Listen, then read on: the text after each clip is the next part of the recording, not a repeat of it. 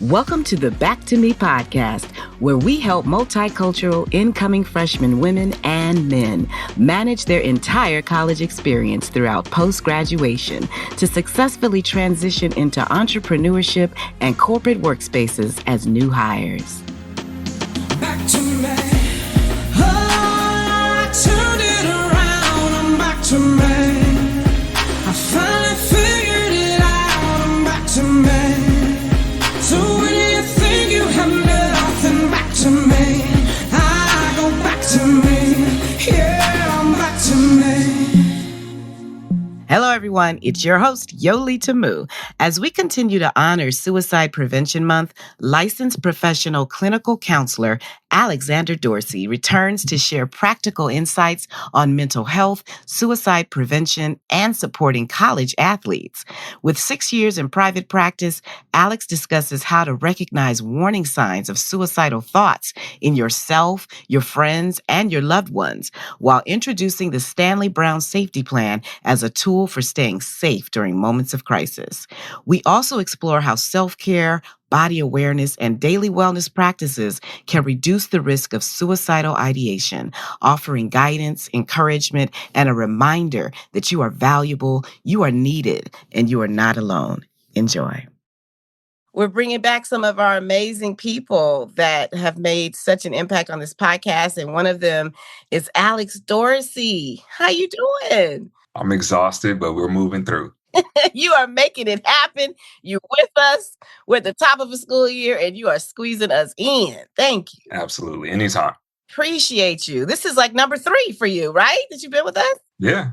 So cool. So cool. And I always love to say it, to have a Black male in mental health that is a therapist, as a counselor.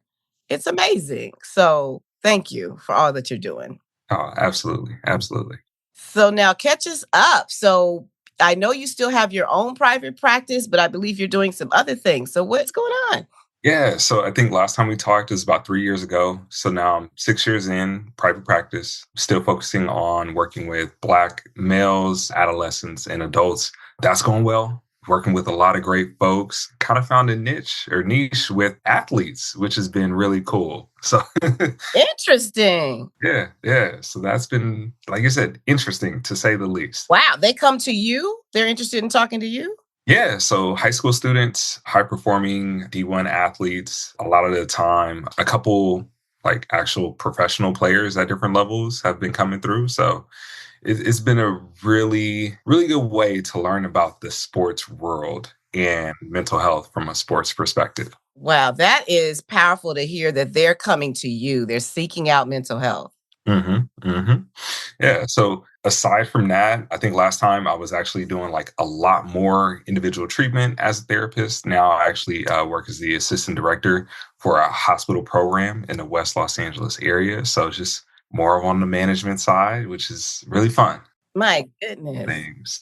Climbing the ladder on many levels. That's fantastic. And then you told me that, we were talking earlier that you're a new dad. Yeah, 5 months into it, I have a beautiful baby girl. So grateful to have her. It's been an amazing journey so far. That's amazing. Look at that. Oh, and you're so grateful. I love it. So we're just so glad to have you for Suicide Prevention Month. I thought of you because of your background, and I'm sure what you deal with in so many circles and in spaces. And I was just wondering, with what we are dealing with, our world is changing. Oh my goodness. It's like we're definitely going back in time, repeating the clock, so to speak, in some ways when it comes to race relations and just American society. And a lot of students are trying to hold it together and stay focused and look forward. And they have mentors like us in their lives, but it's a challenge. So do you hear or have you heard that there's an increase in suicide ideation, or what is the conversation around that? So that's kind of difficult to determine right now. Statistically, the 2024, 2025 numbers aren't out yet, which typically tracks rates of suicidal ideation, suicide attempts, and things of that nature. The most recent data that we actually have is 2023. And so that data shows that there was actually a slight decrease in suicide attempts and suicide rates amongst the adolescent, teen, young adult demographics. But sort of in my new role, sort of having a higher level view of what's going on within my hospital area, it doesn't seem like things are actually slowing down. I know I mentioned a slight decrease, it was like 0.5%. But on a daily basis, I actually oversee and assist with addressing suicide assessment and follow up within my department. And we get a list every day of folks, various age ranges, that are having either thoughts or actual attempts and coming in at treatment to address that. Wow. And it runs the gamut, the age groups. Oh, absolutely. We're seeing kids as young as like 10 years old, and then we have the elderly, folks that are in their 80s and for various reasons are thinking about harming themselves in one way or another. And it's primarily related to stress or life changes. What would you say? Life changes, yes, definitely stress. Social media is a big thing, difficulties with socialization, making friends, maintaining friendships, and things of that nature. Each story, of course, is a little different, but those are some really good talking points or main sticking points as to why people are considering self-harm. Mm. So how do you discover this? You're having a session with them and then this comes forward, or they're calling you because they thought about it? Yeah. So it's all of the above. Some people, it's coming in where they're calling us looking for services just actively. And they're telling maybe some of our clerical staff, folks that are scheduling the appointments, hey, I'm having thoughts. And we're actively trying to assist them before their first appointment, getting them for the soonest appointment, maybe directing them to the nearest emergency room. On the other hand, some people come in, don't say a word about having thoughts of harming themselves, and then it kind of slips out. Or they say, you know what, I've been holding on to this for a while. I want to tell you that. Right. And so you just never know. So all of the clinicians, whether it be within the hospital setting or just anywhere, right, we're always on our toes looking to assess and just putting the pieces together to get a bigger picture of what's actually going on with each and every patient we work with. My goodness. And so with the athletes that you serve, that you're dealing with it with them as well? You know what? Not so much. I haven't seen it, but also it's just a small sample size. My private practice is still just small, part time. So I keep a very small group of patients at any given time. Okay. Well, that's good that the athletes are focused on achieving goals and not that goal. Yeah. Yeah. You Yeah. know? Oh, wow. Okay. So the age runs the gamut from up to 80 years old. Yeah. Yeah. So just overall, I mean, if we're looking at some of our lower age demographics, so like high school students, in general, we're looking at least 20% of high school students have seriously considered harming themselves in some way. And then maybe 10%, 1 out of 10, have at least attempted suicide in one way or another. When you scale up the age, maybe looking from like 20 to 34, kind of drops a little bit, where like 12% in that age range have considered it versus 2% that actually attempt suicide. And that could be for a variety of reasons, maybe stabilization of their situation, growing into who they are as a person, a balancing of hormones. It could be a variety of reasons. Okay. It can be a medical reason. Yeah. So now when you have spoken with patients or clients that have attempted it, how do you support them? How do you change their mind, so to speak? Or do you notice that they are empowered when they walk away from you? Well, I honestly say that it's a process. It's something that definitely takes a long time for many folks. So the biggest thing is just to be there, right? The fact that they feel comfortable enough to come to me, share this information. I don't want to necessarily rush and do a lot. My biggest thing is just to listen and then ensure that there's current levels of safety. So oftentimes thanking them for sharing that, Mm. and then maybe creating some sort of a safety plan with them. Okay, a safety plan. Got it. Okay, where they can call you and jump on it right away or take advantage of that lifeline maybe? Yeah, absolutely. Those are components. We try to have those at the bottom of the safety plan. What we want to do first is try to develop some skills so that they're able to manage some of these emotions early on before they bubble up and get to the point where they're even considering harming themselves. So when we look at, like, I guess sort of the standard safety plan, it's called like a Stanley Brown safety plan. One of the first things is identifying the warning signs. You know, if I can get you to see the red flags or the warning signs that are happening in the moment, you might be better able to stave the thoughts off and stop everything from there. Then what we want to do is look at what could be some different activities that you engage in. So, are you sitting there listening to like some sort of depressing R&B songs? Like, do we need to change the playlist, right? Put on Pharrell's Happy or some Beyonce or something more high tempo? Do we need to go out on a walk? Do we need to go watch a funny TV show? That could be an example. And then after that, we will look at like, what can we do with someone else, right? A lot of people are less likely to harm themselves if they're in the presence of someone that they care about or that cares for them. So it's like, hey, can you go hang out with so and so or engage with this activity with so and so? The other piece is then we get into calling like 988 for support, right? Call the warm line, the support line. Can you call your local therapist that you're working with? And if those things aren't working out, then do we need to go to the emergency room or call 911 for some immediate support? I like the fact that you're suggesting to the patient to identify warning signs themselves, like to recognize them. Because I was going to ask, what are the warning signs for someone that's nearby? So, what are those for them? Oh, so you're referring to like maybe one of their friends or family members that might be near Yeah, a them? peer, a friend. Yeah. Hmm. So, you know what? Of course, that's going to be like individual, right? Everyone has their own tales or signs. But in general, is this person engaging in just continuous reckless behavior, like things that don't necessarily fit who they are on a day to day basis? Are they making concerning statements about feeling like they're a burden or that they're trapped or that, just everything that they're going through is completely unbearable? Are they engaging in drugs and alcohol that they never engaged in before? Or maybe they're older, they legally can do some drugs, alcohol, depending on where they're living. And it's just a lot. Like you notice that's really increasing. Is there signs of hopelessness? Are they making comments about plans that they don't want to be here anymore? Because some of the stuff, these statements get thrown around and people just laugh them off. And we really should take a step back to say, wait, even if that is a joke, I don't necessarily like that joke. And I don't want that for you, right? No matter what manner it is. If we're noticing that this person is withdrawn and they're not hanging out, so maybe the entire family is out doing something and this person is in their room or they're just off to the side on their phone constantly, right? How can we incorporate them in the activity? And sometimes it's just an extreme mood swing, right? So you're the person just sitting there like, whoa, I don't understand the reaction I just received from someone. Like, where did that come from? Right. And that might be an indicator or warning sign.